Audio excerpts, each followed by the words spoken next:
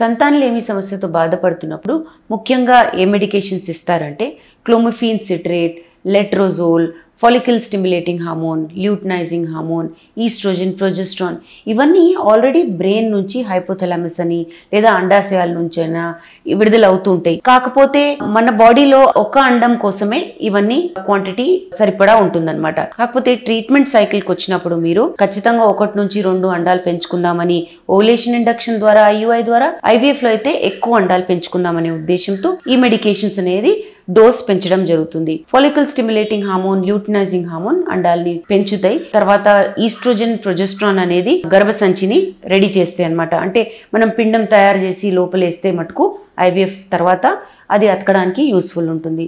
So ఈ hormones అనేవి already మీ brain produce చేస్తుంది. ఏది అబ్నార్మల్ కాదు, ఇవి స్టీరాయిడ్స్ కాదు. ఖచ్చితంగా మీకు ఇవి ట్రీట్మెంట్ ఆప్షన్స్ ఇవి చెప్పడం జరిగితే చేయించుకోండి.